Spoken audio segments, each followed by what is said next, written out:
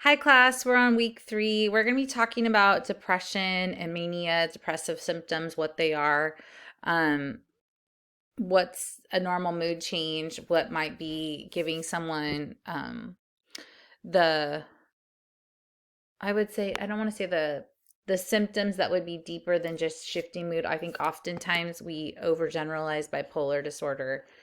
Anyhow, normal mood changes in depression and mania, what are they? So most people have experienced mood changes. I know I have. I experience on a regular basis throughout my day dealing with my children.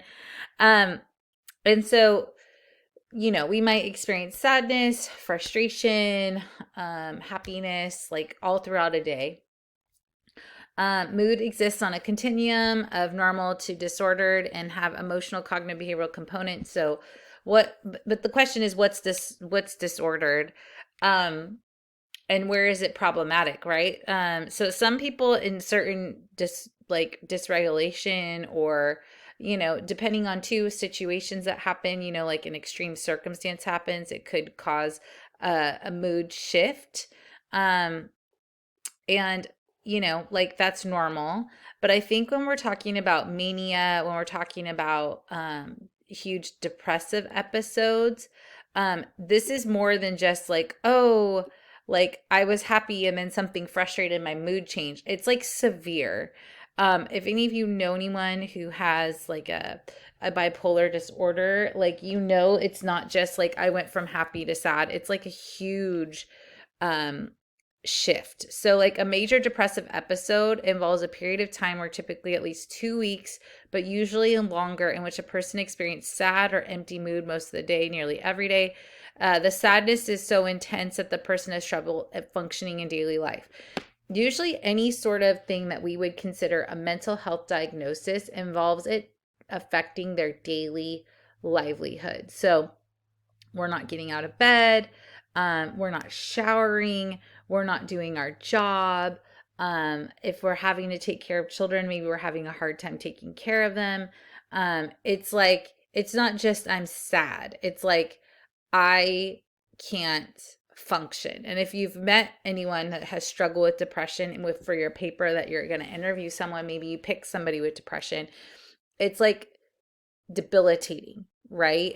And that anytime anything is debilitating, that's like where we're like, oh, okay, like this is not just situational, this is pretty severe.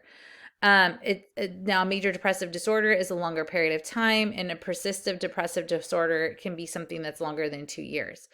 Um, when we have clients that have major depressive disorder, again, it's affecting their job, it's affecting their relationships, it's affecting their own personal sense of self, because they aren't able to do anything.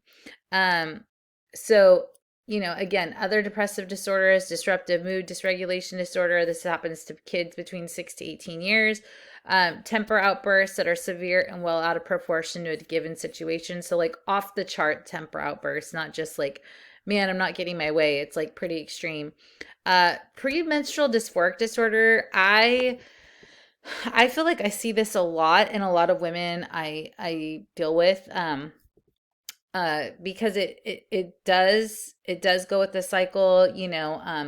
PMS is something we talk about often, right? If you work with any women, but this is something, there's like severe symptoms leading up to a woman's menstrual cycle. It's almost like that week they're not capable of doing anything, or it like deeply affects them, like their mood, their overall attitude on life, their ability to function. It's just very severe. And then once their period happens, they act like almost a different person. And it's like that every month, which, I mean, obviously that's hard if like a week out of the month you're out of commission. Peripartum depression or postpartum depression, something that is very serious that we talk about, refers to symptoms of depression or major depressive episode occurring during pregnancy or the weeks after childbirth, something very serious. And that they're very screenings are very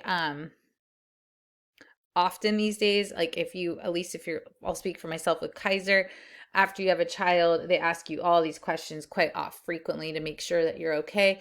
But postpartum depression is something that plagues women after having a baby. A lot of guilt and shame can be involved. There are, of course, the really scary situations where a baby has been harmed as a result of postpartum depression. Um, but just women feel very much like, there's a lot of hormones that are shifting after delivery of a baby. It's exhausting, overwhelming, and a lot of women struggle during that time. With that, it's something that people need to keep a pulse on, their thumb on. A lot of, like, we at my office, we had a postpartum support group. We have clinicians that specialize in postpartum. It can be a very lonely, isolating time for women. And oftentimes they're alone and isolated with their baby, which is some of their trigger, which is not the child's fault. It's just what's going on with them. And so there is a lot of support out there to deal with postpartum. But that is why they ask so many questions, like when you go in the doctor's visits and things that nudge how a person is feeling. It's important for a partner to be able to like notice some changes or signs of something going on. We even talk about postpartum anxiety, and there's some different anxiety, depressive disorders that come with nursing as well. So that's a whole genre someone can specialize in, to be honest. So manic and hypomanic episodes. So manic episode is a period during which a person feels highly euphoric or irritable. A hypomanic episode has the same symptoms as a manic episode, but less intense. Symptoms may include inflated self-esteem, grandiosity, being more talkative than usual, feeling like one's thoughts are racing, decreased need for sleep, distractibility, involvement in activities with a high potential for negative consequences. A lot of options for high risk behavior when someone's in a manic episode, maybe spending too much, hypersexual during that time, maybe tries drugs or is on drugs. They can't rest, they can't sleep, just talk, talk, talk, talk, talk. I hadn't really experienced mania before in person until I had a client come in a manic episode, and I literally was speechless. Like, I was like, okay, wow, like this is mania. Like, and I had been doing this for years at that point, and it was like in my face, pacing back and forth in my room, and I was like, okay, like this is mania. This is the rapid speech, just almost like an abundance of energy. And like when someone is manic, if they were able to really channel their mania for good, you could probably get a lot accomplished. You could have a real clean house, maybe do great in school because you'd be up all night studying. But you'd have to have control over the impulses to not maybe do some things that would be detrimental. But mania, so alternating between a depressive episode and a manic episode, like that's where we have the bipolarity, right? It's like two severe differences. So, a manic episode is like real high, high, high, high, high. And then a depressive episode is so low, right? And this is where you get like, oh my gosh, my mood shifting. It's not just like, oh, today was hard. Oh, but I'm laughing at a joke. It's not just that. It's like severe. Okay, severe. Um, so bipolar disorder 1 is one or more manic episodes. Bipolar 2 disorder, episodes of hypomania that alternate with episodes of major depression. And cyclothymic disorder, symptoms of hypomania and depression that fluctuate at least a 2-year period. Okay. Now, I will say, if you have someone, this is where I talked about this last week with diagnosing a little bit. This is where it's so important to really get a good history on someone, because I think, in my professional opinion, being in this field for some time, that oftentimes bipolarity is misdiagnosed in young people due to like adolescence and just how adolescence is, and hormones and those kinds of things, and or with people that have substance abuse issues, because when you're using substances, it alters moods, right? And if we're really heavy on certain substances, like then you get off of them, it's going to affect your brain chemistry, right? And so I think sometimes bipolar is what we diagnose, but maybe there's other things going on that are contributing to the mood disorder. And that's why it's so important to make sure you rule out other factors that are going on. Remember, some drugs are uppers, some drugs are downers. With I'm not saying anything against it, but with marijuana being something that is very prevalently used in California due to it being allowed by our state government, um, you have people that smoke weed all the time, and that does affect your brain chemistry.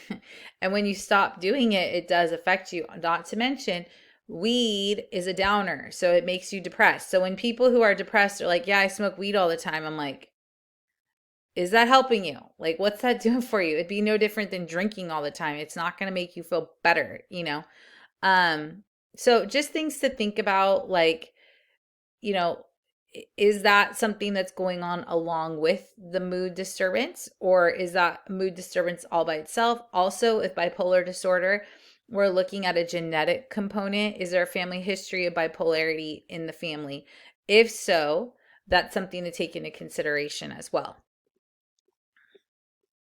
So suicide, right? Like we talk about suicide often. Unfortunately, it happens all the time.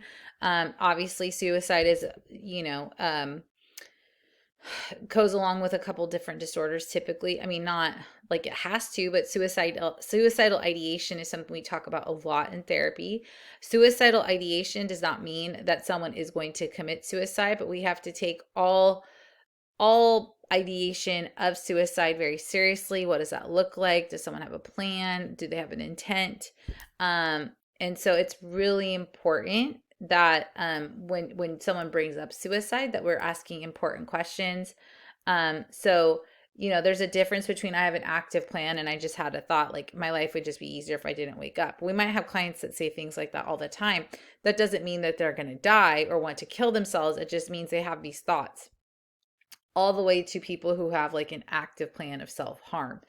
Um, Not everyone who even self-harms wants to kill themselves. They just want to self-harm. So there's a lot there to unpack, and that's why it's so important to ask great questions, not to be afraid to ask hard questions. Oftentimes, the best approach with someone who is suicidal is to ask very honest questions, and they will answer very honestly.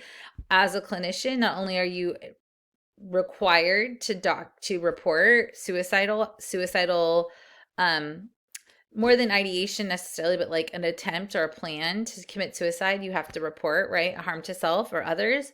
But we need to cover our own bases to protect ourselves and or our supervisor. And so it's important that you're asking questions like, do you have a plan? Do you have a means?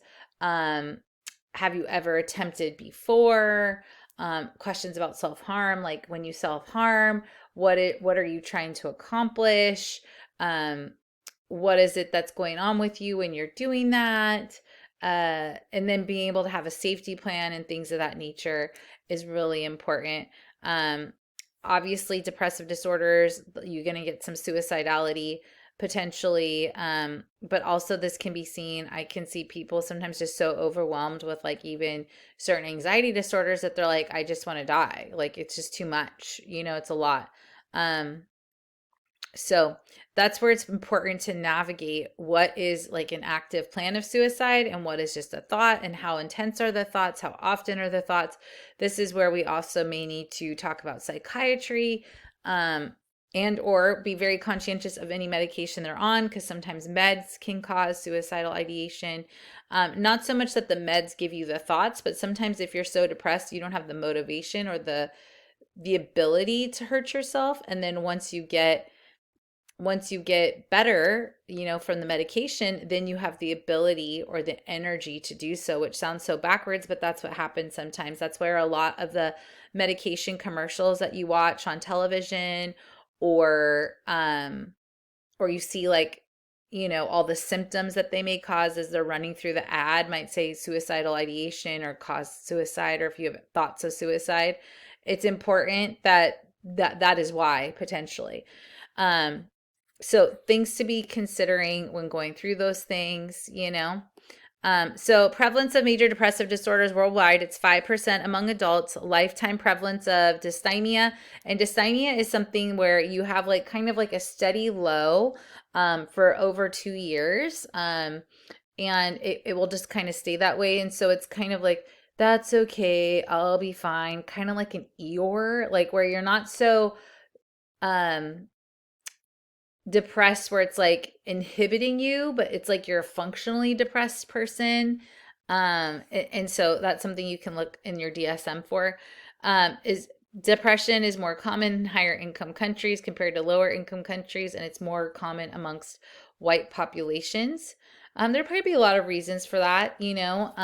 I think when there's a level of satisfaction, I think, when you're in a lower income country, maybe because it's like you just have to work and you have what you need, and maybe you're more satisfied with what you have versus I think in all our culture, especially with social media, we can talk about this probably till we're blue in the face, how much we long for things we can't have, or we want for things that we can't have, and it creates a lot of problems and a lot of issues, and it just dissatisfaction, a lack of contentment.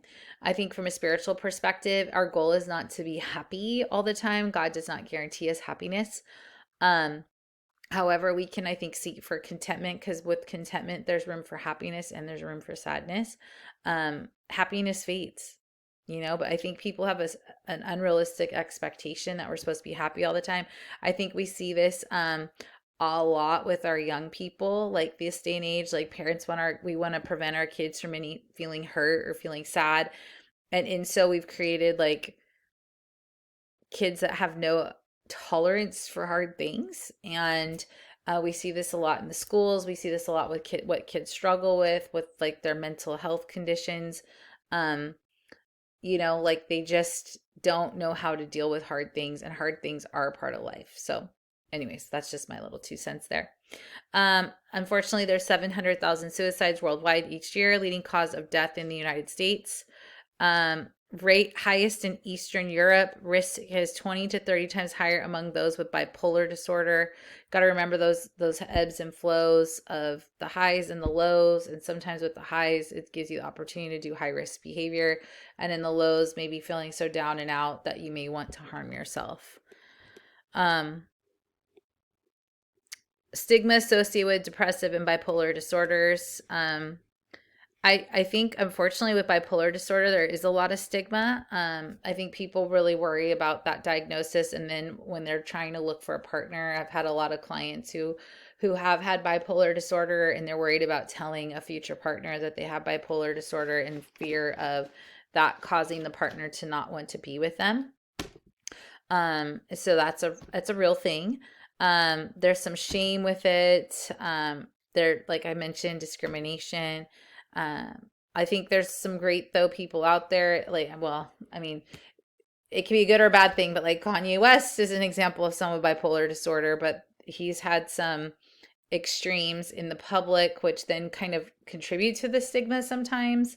Um, but yeah, there's different people throughout history and time that have had bipolar disorder, which sometimes those things have been like, wow, like they're being very successful, and they're, you know, and other times it's like, wow, um, very obviously they have bipolar disorder. So, you know, there is some stigma, there is some fear attached to it. I think I've had parents who have, maybe they themselves don't have bipolar disorder, but it runs in their family, and the fear for their future children, of them getting bipolar disorder, as they've watched bipolar disorder play out in their own family, and they're fearful.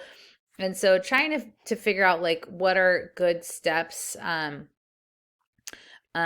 help parents and to help people with bipolar disorder have a good grip on what's going on with them, be in care. Maybe if they choose to not be medicated, then make sure they're in therapy. How do we know like when we're in a place where we're going to need to do something versus waiting too long and not doing something? So just some thoughts, but there is I do feel like the stigma on mental health altogether has been better, and that more people are reaching out for help, and therapy is not so weird to do. It's pretty common nowadays. So I think in some ways we've grown in our field when it comes to that, but I think there are specific disorders where it's like, ugh, I don't want that, you know? And that's unfortunate because it's to some degree it can be totally outside someone's control, right? Biological risk factors for depressive, bipolar disorders, and suicide. So there is that genetic component. As far as brain features in depression, reduced activity in prefrontal cortex. There's different sizes of the amygdala, hippocampus, and the subtle damage of white matter. I think too, when we're talking about genetic factors like issues with dopamine, hormones that make you feel good, some people don't have it or they have low levels. And this is like some of the stuff, like that's your brain chemistry. There's nothing you can do necessarily to fix that. And so those are kind of some of those more clinical, like genetic, I inherited this issues that we have to deal with. Now, some families don't talk about mental health issues ever. And so you're like, I don't know if my grandma was depressed, but like she didn't get out of bed for months at a time. So although she may have never been given a clinical diagnosis, I would say she was depressed, or, you hear about people talking about their special relative, their special aunt that like talked to herself all the time.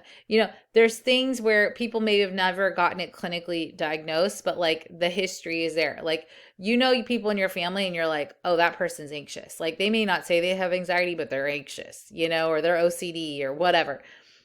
So even if someone hasn't had a diagnosis from a doctor, that doesn't mean mental health issues don't run in the family. Okay. So brain features in bipolar disorder, heightened activity in the anterior cingulate, increased size of the putamen related to mania, reduced white and gray matter, neurochemical and hormonal features. I've noticed some clients that have issues with bipolar disorder also have thyroid issues. So, when we talked about that serotonin, dopamine, issues with sleep, I've had stressful life events can turn on, I think, some things in a person's life or set off different mental health diagnoses. Also, like I mentioned, drug use can do that. Trauma can do that. Cognitive distortions or negative thought patterns, negative cognitive triad, pessimistic views of self, world, and the future.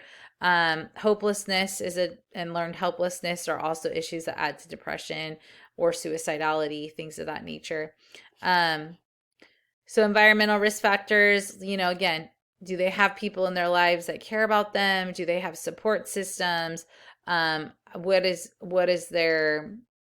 are their tools that they have that they've been given? Do they have relationship conflicts? Are they married? Do they have a partner? Do they have issues with communication? Those are all things that can affect how someone is handling depression or bipolar disorder. Here's again, developmental pathways talking about it. Biological vulnerabilities, genetic contributions, neurochemical, early family problems, poor attachment, disengaged parents, stressful lives events, and then cognitive stress the series of events can then lead to these problems, right?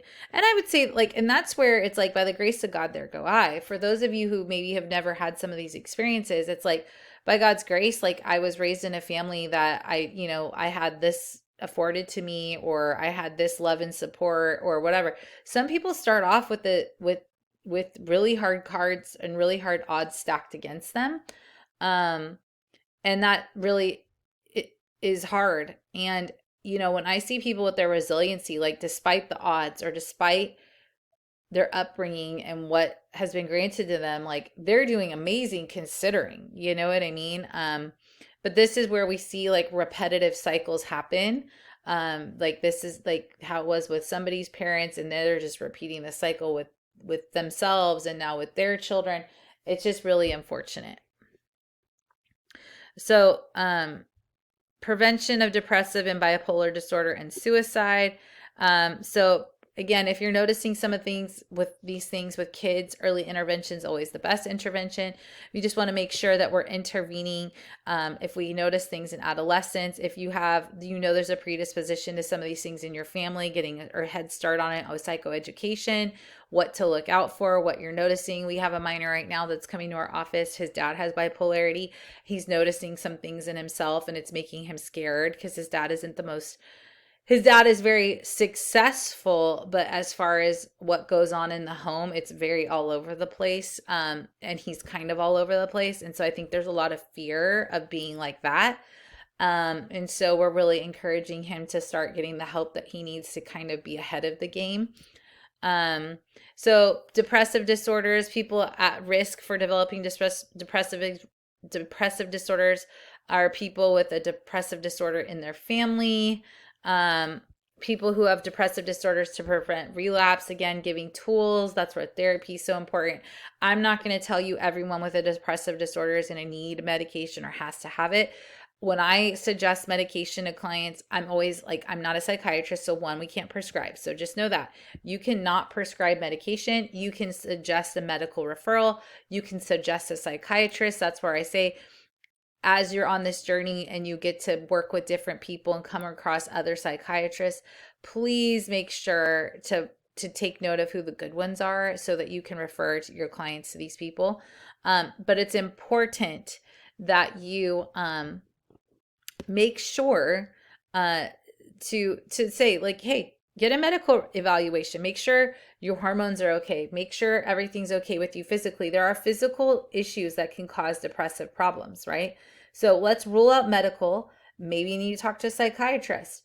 Look, I always tell clients, I'm not saying you have to take medication. That's one, not my scope. But two, my hope is with meds, I'm not a med pusher, but my hope is you right now are having a hard time utilizing any tools in your toolbox. My hope with the meds isn't to make you happy. It doesn't make your problems go away. You don't take meds in lieu of therapy. You take meds in addition to therapy, right? It's just kind of no different than any other condition. Like if you're diabetic, you don't just necessarily take insulin and still eat whatever you want because that's not necessarily helpful. You eat healthy, you try to keep your blood pressure, your blood sugar levels within range, but you might need that additional help and support because maybe your pancreas isn't working right, right? So my goal with medication always is for you to be able, the client, when I say you, I'm not talking to you, but like the client, is for you to be able to use your tools. I want you to be able to clear the noise a little better so that you can use your tools more efficiently and have a better grip on what's going on with you, right? So, assessment and treatment. So again, self-interviews, questionnaires. Kaiser makes clients do a TPI. If you are a Kaiser client, you know that. I think making sure, like we said, making sure that we're ruling out any medical conditions. I mentioned thyroid issues can cause a range of emotions. We want to, there's the Hamilton rating scale. Here's an example of a child depressive disorder inventory. They'll give those at schools. A lot of different therapy places have different assessments for you to assess clients before they're coming into session. There's the Bex. That's another assessment tool to check for depression. So asking clients about, you know, like if they have a plan, they have a means, they have an intent, the history with it, all very important because we want to make sure we're getting all the information, knowing how they live, if they live alone, if they have other people, what are their current stressors. Maybe they can't be alone, who's someone to call. It's really important as a clinician and a future clinician that you know like what to do in a crisis situation at the office, and or if someone calls and has a crisis, what is the plan that you can do, so you know how to enact that plan and help someone in the midst of that being a really difficult situation. We talked about SSRIs, medications.